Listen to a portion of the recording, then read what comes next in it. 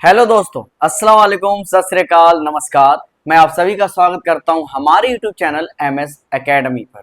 और आज मैं जिस सेशन को लेकर आया हूं वो क्लास 9th का है। ऑफलाइन क्लासेस में बहुत सारे बच्चे डिमांड कर रहे थे कि सर पिछले साल के मिड टर्म एग्जामिनेशन वाला जो एग्जाम हुआ था उसके पेपर को सोल्व कर दीजिए, पिछले साल के, जिसको हम बेसिकली कहेंगे पीवाईक्यू, प्रीवियस ईयर क्वेश्चंस को। तो आज उसी मिड टर्म के पेपर को जो 2024 से 25 मैंने ऊपर लिख दिया है, इस वाले पेपर को आज सॉल्व करेंगे। और आज की क्लास में मजेदार बात यह है कि हम सब लोग अच्छे तरीके से, आसान तरीके से हर क्वेश्चन को सॉल्व करेंगे और हिंदी और इंग्लिश दोनों लैंग्वेज में करेंगे, ताकि दोनों लैंग्वेज के बच्चे हमारे साथ जुड़ सके और दोनों ही क्वेश्चन को समझ सके। तो सबसे पहले हम अपने क्वेश्चन पेपर में देखते हैं पहला क्वेश्चन क्या कह रहा है। जैसा कि आप देख पा रहे होंगे हमारे बोर्ड पर लिखा हुआ है, तो चलिए हम इसे पहले सॉल्व करते हैं। सबसे पहले लिखा है the value of 125 power -1/3 is. अगर इसी को हिंदी में बोला जाए तो 125 यहाँ पर घात है -1/3 का मान है। हमें इसे सोल्व करके बताना है कि इनमें से इसका वैल्यू क्या होगा। ऑप्शन 4 हमारे पास गिवन है। ए पर है 1/25, बी पर है 1/125, सी का पॉइंट है 1/5 और डी पर है 1/15। अब हमें इसका सही आंसर तो सॉल्व करने के बाद ही पता चलेगा, तो चलिए सॉल्व करते हैं। सबसे पहले जो क्वेश्चन हमारे पास उसे लिख लेते हैं 125 और पावर पर है -1/3। सबसे पहले आपको हमेशा याद रखना है यहाँ 1/3 है, ये 3 का 125 के पास किसी न किसी तरीके का रिलेशन होगा, तभी यहाँ पर 3 है, नहीं तो 3 नहीं होता। यहाँ पर कुछ न कुछ तो है। हमें सबसे पहले क्वेश्चन में यही पता लगाना है। तो 125 को हम क्या लिख सकते हैं, 5 5 जा 25, 25 5 जा 125। तो या तो हम 125 लिखते हैं या फिर 5 गुना 5 गुना 5 लिखते हैं, तो भी तो कोई भी चेंजेस नहीं आएगा। और पावर है -1/3 को -1/3 लिखेंगे।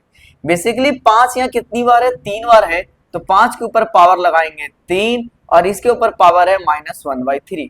पावर से पावर कैंसिल आउट हो जाता है मल्टीप्लाई में। अब है 5 के ऊपर माइनस में पावर 1। तो क्या इनमें से 5 के ऊपर पावर -1 कोई भी ऑप्शन है? बिल्कुल नहीं है जी।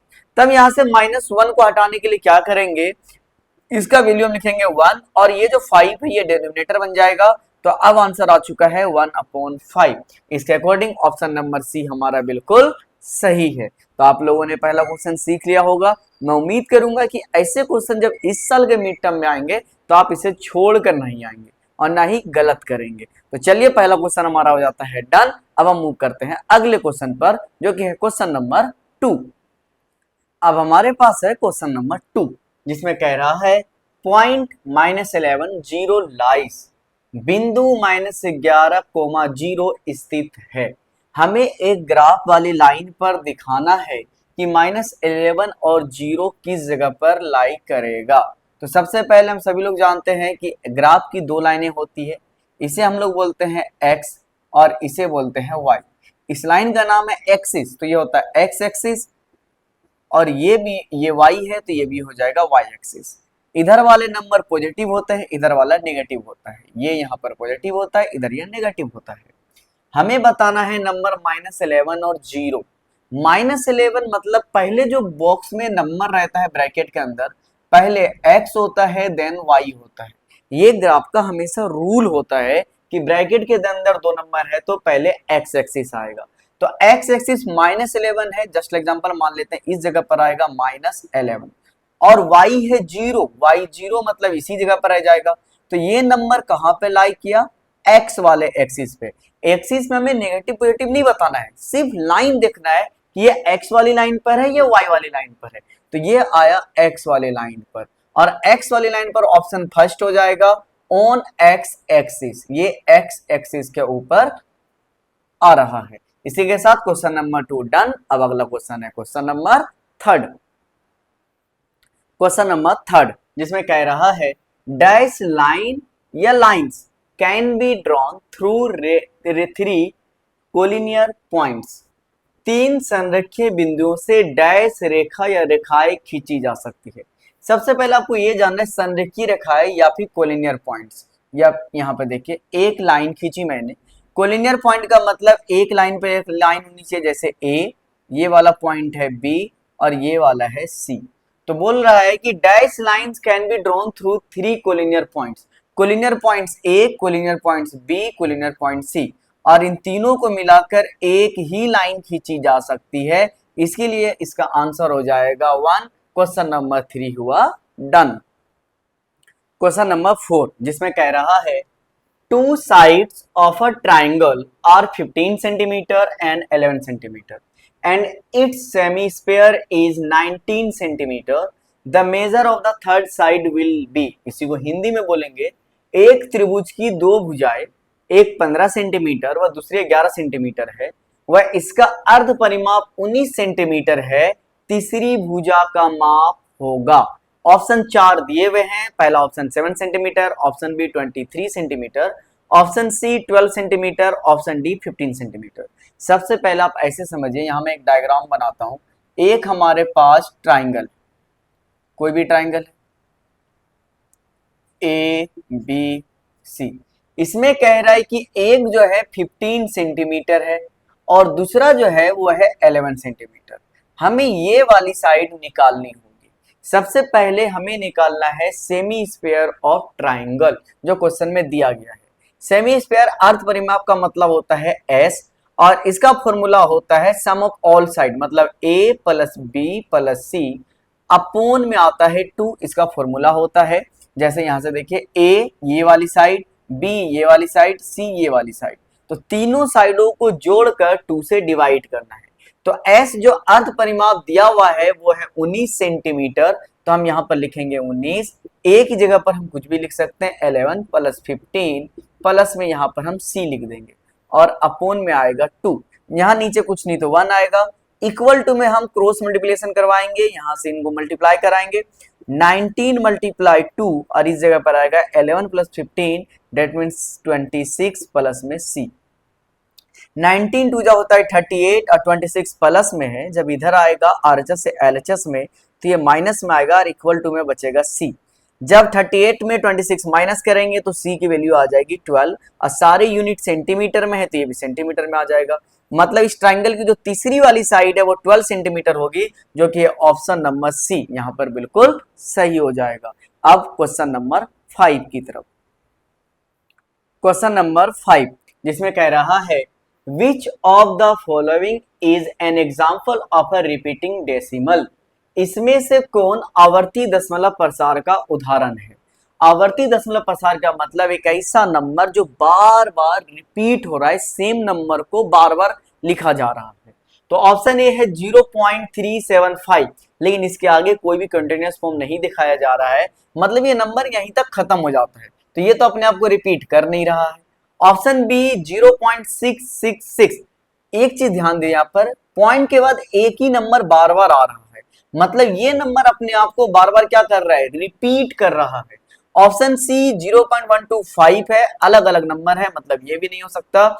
और उसके बाद 0.23467 ये चलता ही जा रहा है, ये भी नहीं हो सकता, तो इसका हो जाएगा ऑप्शन बी बिल्कुल सही। क्वेश्चन नंबर 5 हुआ डन। क्वेश्चन नंबर 6 जिसमें कह रहा है which of the following is the equation of a line parallel to y axis? निम्नलिखित में से कौन वाई अक्ष के समांतर एक रेखा का समीकरण है? सबसे पहले एक ग्राफ के लिए लाइन जैसे हम खींचते हैं, लाइन ड्रॉ, ये होता है एक्स एक्सिस और ये हमारे पास होता है वाई एक्सिस। सबसे पहले बताना है कि क्या हमें पैरेलल किसके लेना है, वाई एक्सिस के, मतलब इसके ही समान एक और लाइनें ड्रॉ होगी तो इसे पैरेलल हो जाएगी। इक्वेशन देखते हैं। सबसे पहले x की वैल्यू 7, अगर मान लेते हैं x की वैल्यू इस जगह पे 7 आती है और यहां से एक लाइन हम ड्रॉ कर देते हैं, तो ये लाइन बिल्कुल इसके पैरेलल हो जाएगी। लेकिन दूसरे की क्या, अगर x और y इक्वल है, अगर मान लीजिए x 0 है और y इक्वल है, तो इसी के ऊपर एक और लाइन ड्रॉ कर दी जाएगी जो कि पैरेलल नहीं होगी। x प्लस वाई मिलाकर 8 है, तो हम इससे क्लियर नहीं कर पाएंगे कि x कितना है और y कितना है। y अगर 5 लेता है, अगर हम y पे यहाँ 5 लेते हैं तो ये लाइन जो ड्रॉ होगी, ये तो y एक्सिस जो है ये y एक्सिस के पैरेलल तो होगा ही नहीं, ये पैरेलल हो जाएगा x एक्सिस के। इसीलिए इसका एक ही ऑप्शन सही है, जैसा कि 4 में से एक ही ऑप्शन सही होना भी चाहिए, तो यहाँ पर ऑप्शन ए बिल्कुल सही हो जाएगा। अगर मान लिया जाए 7 की जगह 6 आ जाए तब क्या होगा, तब भी आंसर में 6 ही रहेगा। तो क्वेश्चन नंबर 6 हो गया डन। अब अगले क्वेश्चन पर जो कि है क्वेश्चन नंबर 7। क्वेश्चन नंबर 7 जिसमें कह रहा है in triangle P Q R P Q equal to Q R and angle P Q R is 50 degree, the measure of angle P R Q is. तो यहां पर हिंदी में लिखा है ट्राइंगल त्रिभुज पी क्यू आर में पी क्यू बराबर है क्यू आर और कोण पी क्यू आर 50 डिग्री है, तो एंगल कोण पी आर क्यू का माप निकालना है। सबसे पहले हम एक ट्राइंगल ड्रॉ कर लेते हैं। इसका नाम है P, ये है Q और ये R। क्वेश्चन में कहा गया है कि P Q और Q R ये दोनों लाइनें आपस में इक्वल है और एंगल P Q R मतलब ये वाला एंगल जो है ये 50 डिग्री है। तो हमें निकालना है एंगल P R Q मतलब ये वाला एंगल। सबसे पहले अगर ये दोनों लाइनें इक्वल है तो ऑटोमेटिक ये वाला एंगल और ये वाला एंगल आपस में इक्वल हो जाएगा। हम इसे x मानेंगे तो ये भी x हो जाएगा। तो रूल के according sum of triangle interior angle property आपको याद होगा 180 होता है। तो यहाँ पर हम लिखेंगे x प्लस 50 और ये तीनों मिलकर हो जाएगा 180। तो यहाँ पर 180 x plus x 2x plus 50 is equal to 180। 2x को 2x लिखेंगे, 180 को 180, 150 यहाँ पर जो 50 प्लस में है LHS की तरफ, जब इसे RHS में लाएंगे तो ये माइनस में आ जाएगा। तो 2x इज इक्वल टू आ जाएगा 130। x को x लिखेंगे, 130 को 130, ये 2 जाएगा नीचे डिवाइड फॉर्म में, 2 से ये जाएगा 65 टाइम में। तो x की वैल्यू आ चुकी है 65। तो इसका आंसर भी हो जाएगा 65 जो कि है option number D. Question number 7 हो जाता है डन। अब अगले क्वेश्चन जो क्वेश्चन नंबर 8। क्वेश्चन नंबर 8 जिसमें कह रहा है the perpendicular distance of the point -2 -7 from y axis is. y अक्ष से दूरी -2 -7 की लंबिक दूरी है। अब सबसे पहले ग्राफ खींचने के लिए इस तरीके से हम लाइन खींचते हैं। ये हमारा x एक्सिस होता है, इधर हम लिखते हैं x डैश, ये हमारा y एक्सिस और यहाँ पर लिखते हैं y डैश। सबसे पहले जो हमारे पास नंबर दिया है -2, पहले x वाली नंबर होती है तो इस जगह पर लिख लेते हैं -2 और है -7 नीचे होते इस जगह पे मान लेते हैं -7। जब यहां से इस तरीके से सब इसे मिला देंगे, ध्यान से देखिए, तो ये हमारा ग्राफिकली एक तरह से बन के तैयार होगा। हमसे पूछा गया है दूरी किससे, y से, y एक्स, y तो ये वाला दूरी हुआ ना भाई, तो यहां से लेकर यहां तक की दूरी पूछी गई है। तो यहां से ये y एक्सिस वाली पॉइंट तक, तो यहां से जो दूरी है ये है 2, यहाँ लिखा है -2। लेकिन एक बात बताओ, तुम दो दोस्त कहीं घूम रहे हो और एक दोस्त बोले कि आज हम दोनों की वॉकिंग जो है -5 किलोमीटर हुई है, तो तुम हैरानी से देखोगे डिस्टेंस माइनस में कहीं भी नहीं होता। तो हम डिस्टेंस माइनस में अगर हम चलेंगे 2 कदम भी चलते हैं तो हमारा पॉजिटिव ही होगा कि हम 2 कदम आगे बढ़े हैं, है ना। नेगेटिव डिस्टेंस कभी नहीं होता है। तो यहाँ पर नेगेटिव वाले सारे ऑप्शन तो पहले ही काट दीजिए। अब बचता है 2 यूनिट्स। 2 यूनिट्स कौन सा पॉजिटिव वाला, दो, एक 7 एक 2 है, तो यहाँ पर ऑप्शन नंबर डी सही हो जाएगा। डेट मीन्स जो डिस्टेंस यहाँ से है y एक्सिस से ये वाली पॉइंट की, वो हो जाएगी 2 यूनिट। क्वेश्चन नंबर 8 हो जाता है डन। अब आगे बढ़ते हैं क्वेश्चन नंबर 9 पर। क्वेश्चन नंबर 9 जिसमें कह रहा है a solution of the equation x plus 2y equal to 4 is. Equation दिया हुआ है, इक्वेशन लिख देते हैं x plus 2y is equal to 4। अच्छा, इक्वल टू किधर LHS है और ये RHS है। कोई सिंपली हमें इक्वेशन में करना है क्या है कि दोनों साइड इक्वल होना चाहिए। अब इनमें से कौन सी वैल्यू पुट करने से LHS और RHS इक्वल हो जाता है, तो हम ऑप्शन ए से स्टार्ट करते हैं। ये सबसे पहले x होता है और ये y होता है। तो x की जगह पर हम पुट करेंगे 0 प्लस 2 और y की जगह पर लिखेंगे हम लोग 2 इज इक्वल टू 4। 0 को 0 प्लस 2 को 2 से मल्टीप्लाई करेंगे 4 इज इक्वल टू 4। 0 प्लस 4 4, इस जगह पे 4। मतलब यहाँ पर पहला ऑप्शन पुट करने से आंसर दोनों तरफ सेम हो जा रहा है, तो यहाँ पर ऑप्शन नंबर ए बिल्कुल सही हो जाएगा। अब हमारे पास क्वेश्चन नंबर 10 जो देखने में बहुत ही खतरनाक है, अजीब लगेगा, छोटे मतलब आप देखोगे तो क्वेश्चन देख के डर भी लगेगा कितना भयंकर क्वेश्चन, लेकिन आंसर बहुत ही इजी। कैसे, द वैल्यू ऑफ 2a पे पावर 2 b पे पावर 3 मल्टीप्लाई 7a पे पावर 3 b पे पावर 3 इज। अब ये 4 ऑप्शन हमारे पास दिए गए हैं। तो सबसे पहले एक फॉर्मूला याद रखिए, a पे पावर x मल्टीप्लाई a पे power y is equal to होता है a पे पावर x प्लस y। तो यहां पर सबसे पहले इनको मल्टीप्लाई कीजिए, एक और a सेम बनाइए दोनों का बेस, तो 2 मल्टीप्लाई 7 हो जाएगा 14। और इसके बाद हमें क्या करना है, a पे पावर 2 और इस जगह पर a पे पावर 3, दोनों पावर को आपस में जोड़ दीजिए। तो 2 प्लस 3 हो जाएगा 5, मतलब 14 a पे पावर 5। उसी तरीके से b पे पावर 3 और b पे पावर 3, 3 प्लस 3 जब करेंगे तो b पे पावर आ जाएगा 6। तो यहां पर ऑप्शन देख लीजिए 14 a पे पावर 5 b पे पावर 6, मतलब ऑप्शन नंबर डी बिल्कुल सही हो जाएगा। देखा कितना आसान था। तो अब अगले क्वेश्चन की तरफ बढ़ते हैं जो कि है क्वेश्चन नंबर 11। अब हमारे पास है क्वेश्चन नंबर 11 जिसमें कह रहा है linear equation x plus 2y is equal to 5 has dash solutions.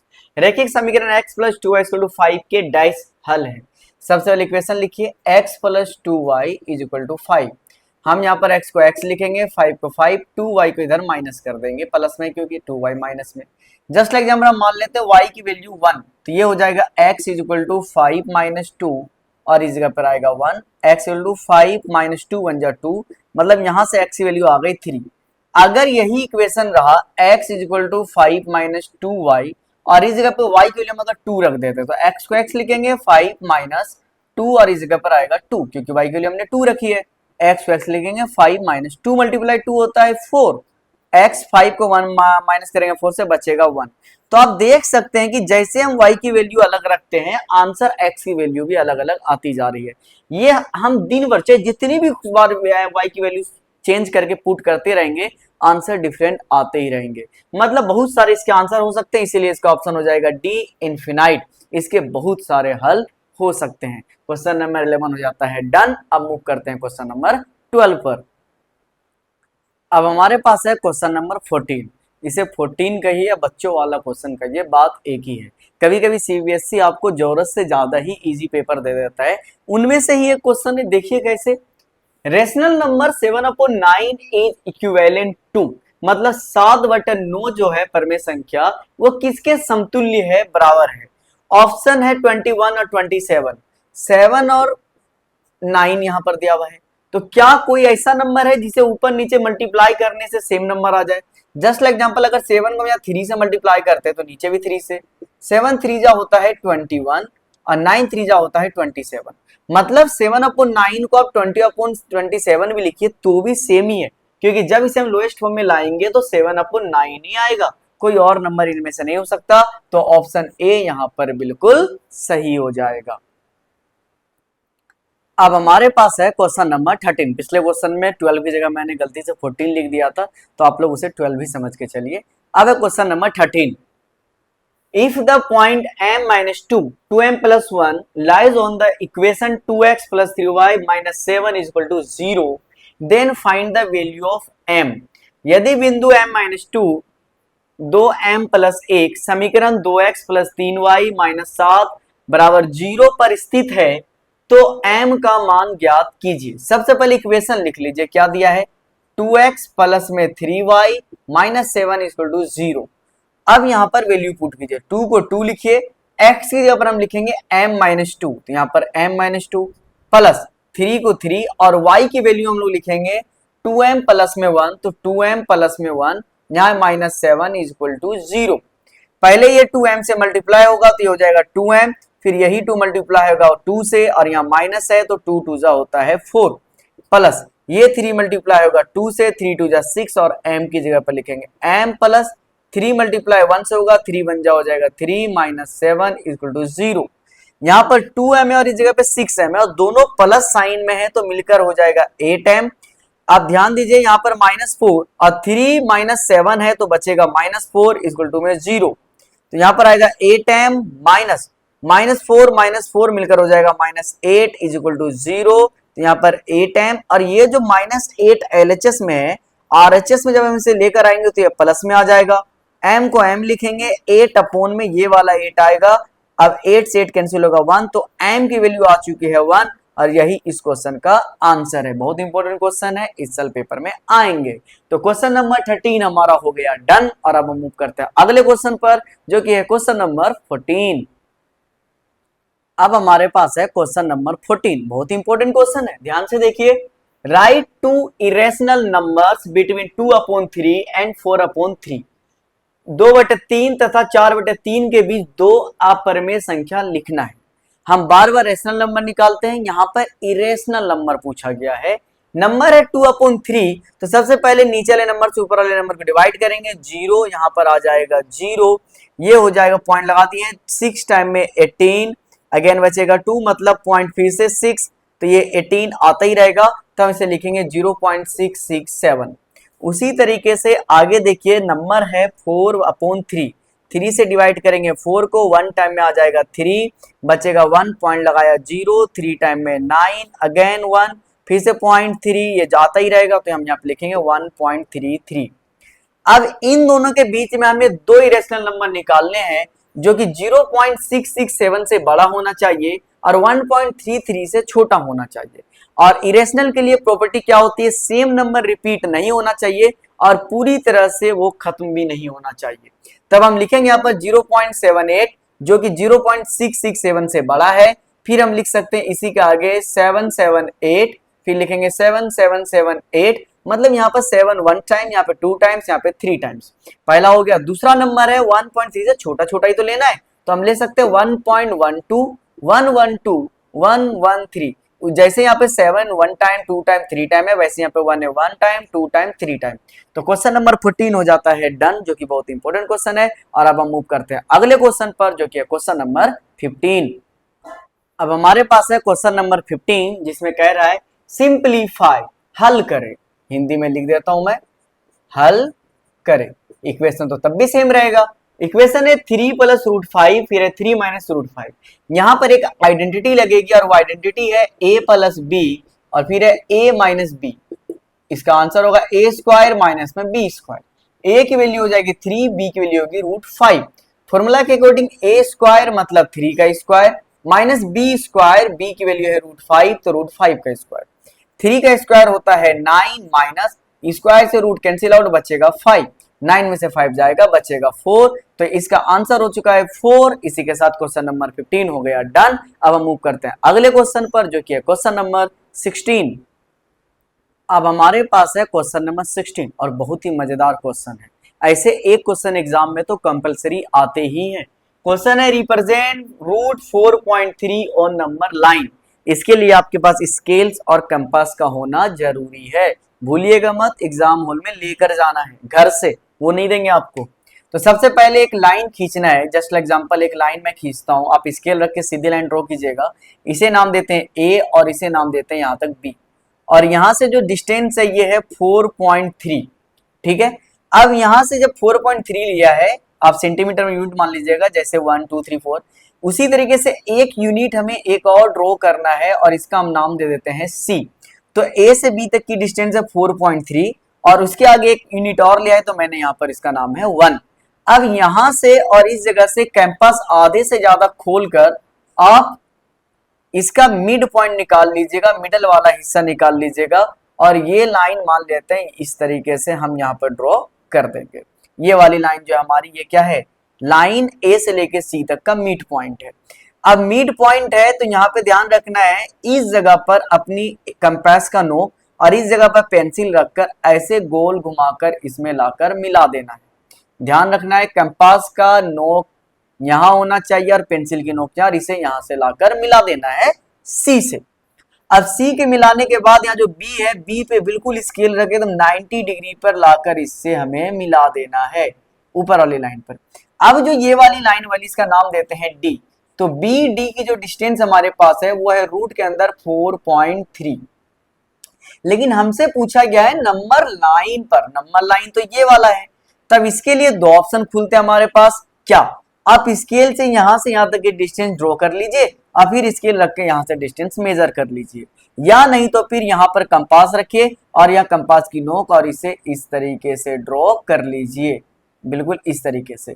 तो अब जो ये डिस्टेंस है यहां तक, ये हमारा हो जाएगा 4√3, ये वाला डिस्टेंस यहां से लेकर यहां पर, इसका नाम देते हैं ई। तो इसी तरीके से हमने √4.3 को नंबर लाइन पर शो कर दिया है। आपसे कोई भी नंबर पूछा जाए, आप इसी तरीके से शो करेंगे रूट नंबर लाइन पर। आई होप कि आपको समझ में आ गया होगा। तो अब हम मूव करते हैं इसके अगले क्वेश्चन पर, जो कि है क्वेश्चन नंबर 17।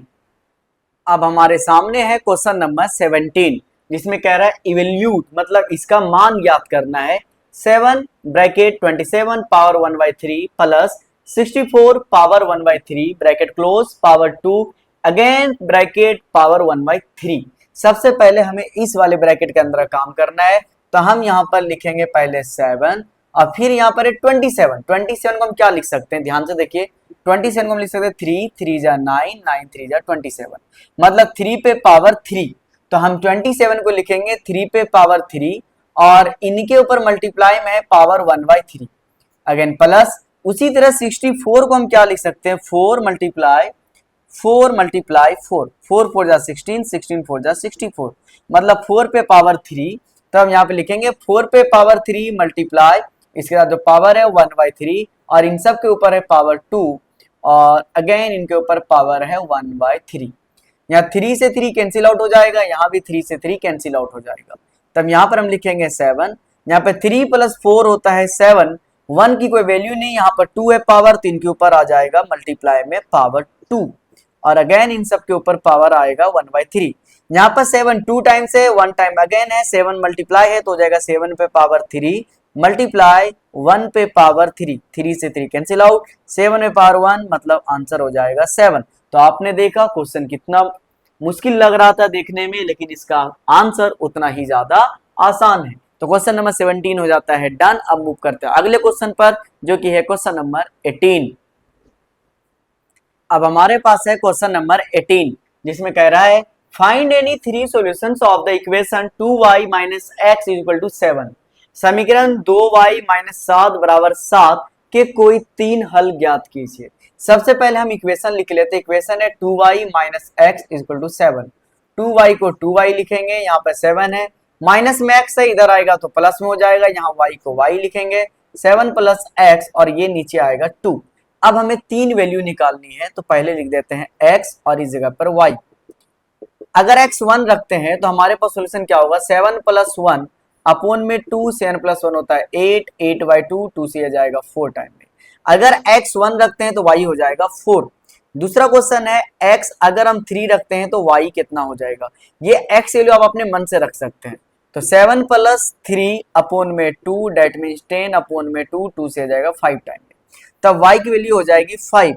तीसरा पॉइंट अगर हम x की वैल्यू 5 रखें तो y कितना होगा 7 + y की जगह पर आएगा 5 अपॉन में आएगा 2 7 + 5 होता है 12 12/2 ये हो जाएगा 6।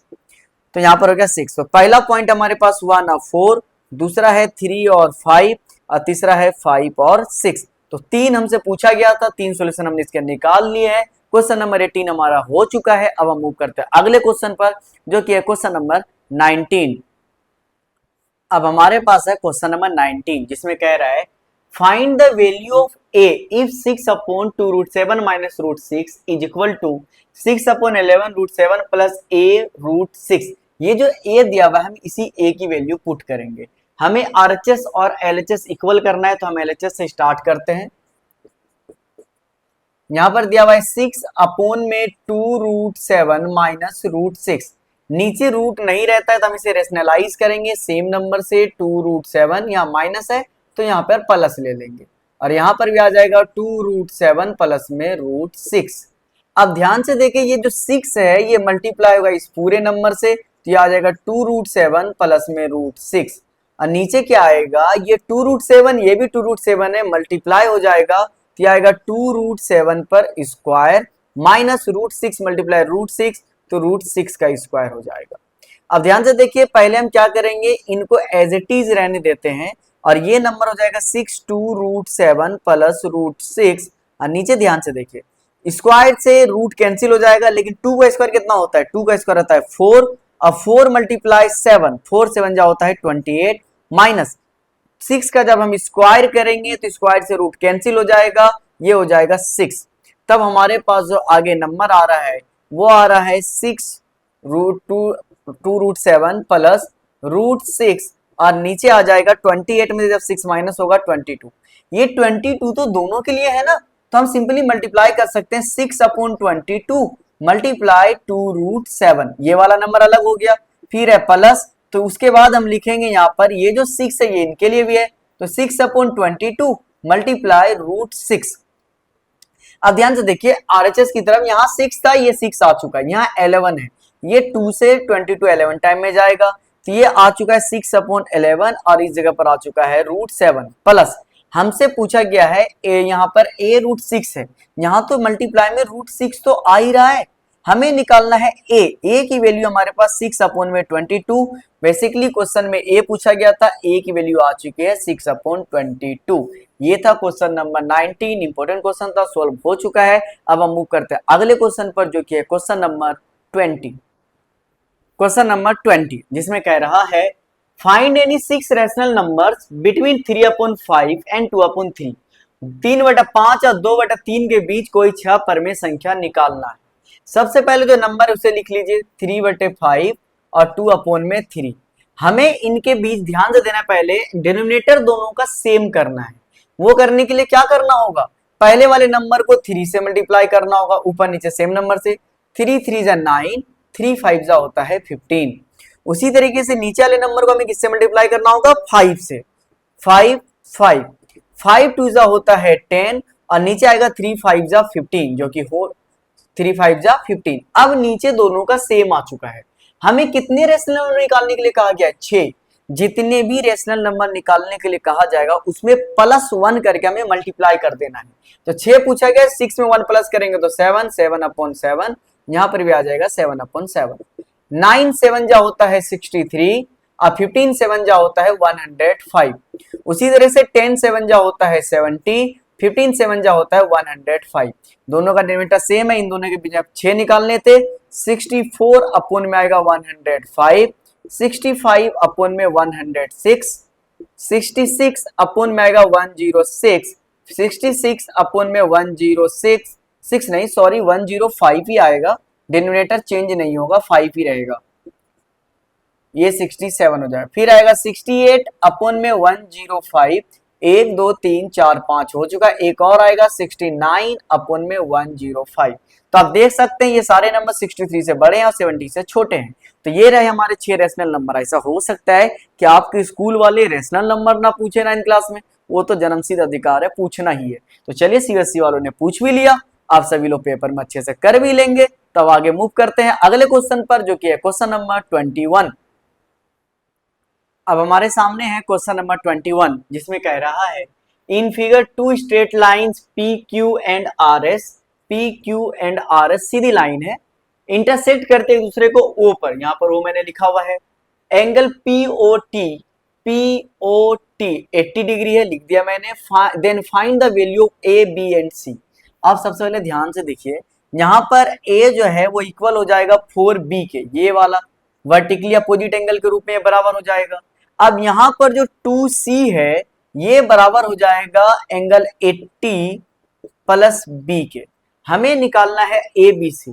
तो आप ध्यान से देखिए ये तीनों मिलकर जो बनेगा वो बनेगा 180, एक स्ट्रेट लाइन बनेगा।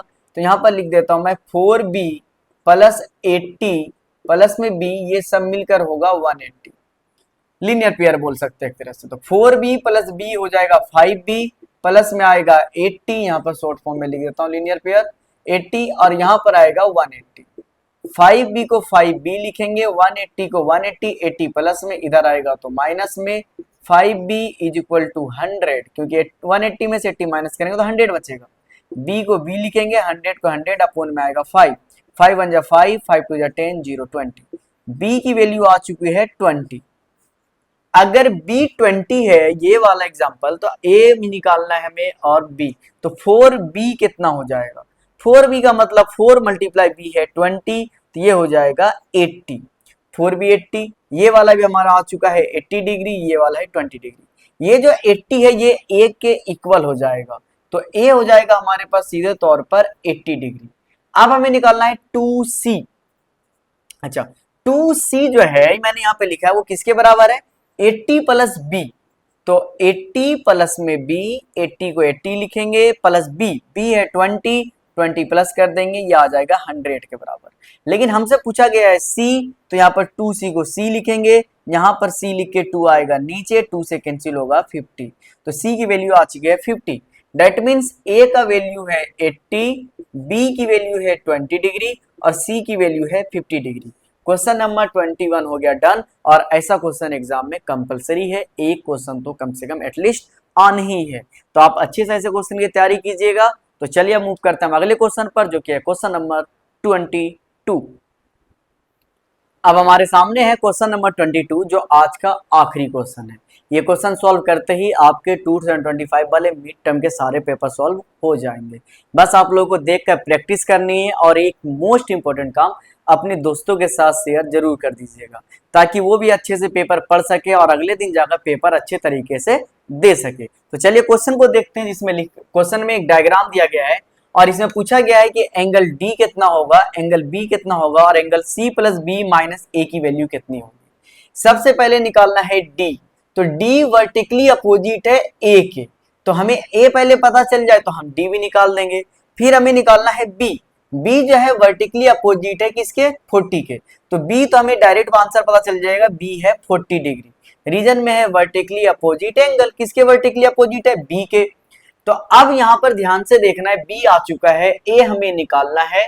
तो ए निकालने के लिए हमें इन तीनों को सम कर देना है, 110 प्लस 40 प्लस डी। यहां पर लिख देता हूं 110 प्लस 40 प्लस डी, और ये सब मिलकर हो जाएगा 180 के। तो 180 क्यों होगा भाई, तो ये होगा लीनियर पेयर। 110 प्लस 40 हो जाएगा 150 प्लस में D is equal to 180। D को डी लिखेंगे 180, 150 इधर प्लस में इधर आएगा तो माइनस में, डी की वैल्यू हो जाएगी 30। तो हमें डी मिल चुका है और डी का आंसर आ चुका है 30 डिग्री। अब हमें निकालना है सी प्लस बी। सी जो है वर्टिकली अपोजिट है 110 के, तो यहाँ पर सी प्लस बी माइनस ए। तो सी हो जाएगा 110 प्लस बी, बी की वैल्यू है 40, हमने अभी निकाला, यहाँ पर लिख देते हैं 40 माइनस ए। ए जो है वो डी के वर्टिकली अपोजिट है, तो ए की अगर डी 30 है तो ए भी हो जाएगा 30 डिग्री। तो 110 प्लस 40 150 माइनस हो जाएगा 30, तो बचेगा 120। इसका आंसर भी आ चुका है 120 डिग्री। आई होप कि आपको आज के सारे क्वेश्चन समझ में आ गए होंगे। आज के सारे क्वेश्चन बहुत ही इंपॉर्टेंट थे, तो आप अपने दोस्तों के साथ वीडियो शेयर कीजिए, आप इस वीडियो को लाइक कीजिए, और चैनल से अगर पहली बार जुड़े हैं तो सब्सक्राइब भी कर लीजिए, ताकि आने वाले सारे कंटेंट आपको इसी चैनल पर मिलते रहेंगे। बेल आइकन को दबा दीजिएगा, जिससे आपको सारे नोटिफिकेशन आते रहेंगे।